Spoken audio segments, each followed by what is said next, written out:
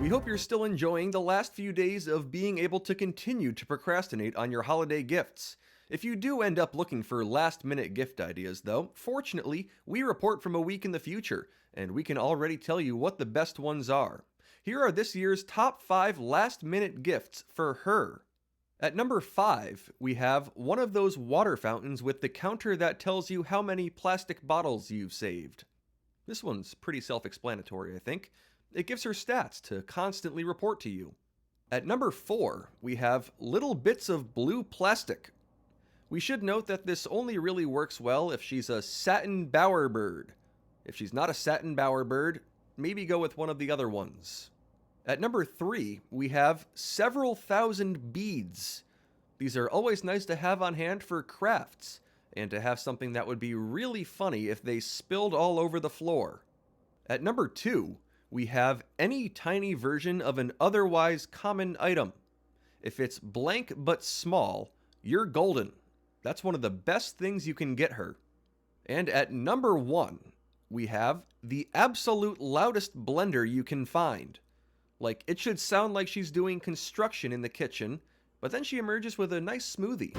Here are the top 5 last minute gifts for him. At number 5, we have 3 to 8 monitors. This is the typical range of additional screens a guy secretly wishes his computer had to make his setup feel complete. So you can't go wrong with 3 to 8 monitors. At number 4, we have a set of 2 5-pound dumbbells. These are perfect for those who want something to have sitting around on the floor for the rest of their life to occasionally stub their toe on.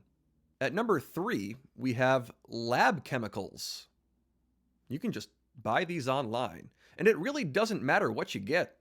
They're all equally pretty cool.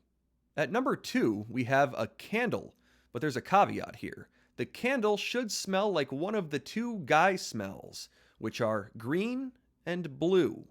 And at number 1, we have a prosthetic limb. It never hurts to have one of these lying around, just in case he loses one of his real ones. The Handsome Burger is dropping next week.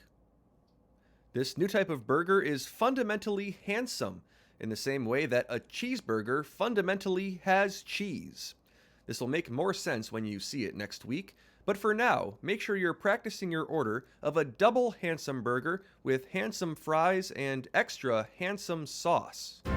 There's some new technology that'll be coming to airports next week. The TSA will be using a new machine that they've nicknamed Schrodinger's scanner.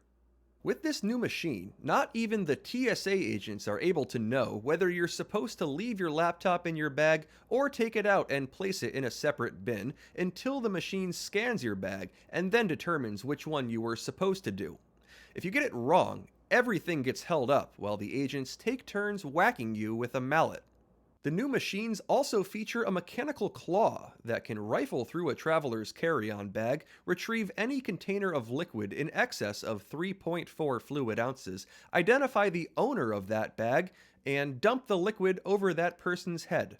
When asked how this new device will enhance the safety of travelers, a TSA spokesperson replied that passenger safety and airport security remain the TSA's top priorities, and mallet whacking and getting people wet are now also additional priorities that they're adding to those.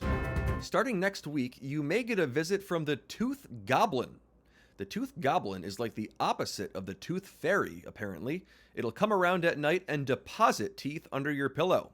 They aren't necessarily your teeth, either. It could just be any old tooth. There is one very important thing we need to note here. This tooth is not free, by any means. The Tooth Fairy and the Tooth Goblin work in opposite ways. The fairy collects your teeth and gives you money in exchange, but if the goblin gives you a tooth, you now owe a monumental debt. It's just a couple of dollars, really, but don't let it know that a few dollars isn't actually a lot. See, the Tooth Fairy and the Tooth Goblin are both very small, so $1 is a lot to them. Like, when you were smaller as a kid and you got $5, that was a lot. It works the same way with fairies and goblins, but they're much smaller. Even just $1 is actually kind of a fortune to them. You know, maybe we should be more appreciative of the Tooth Fairy.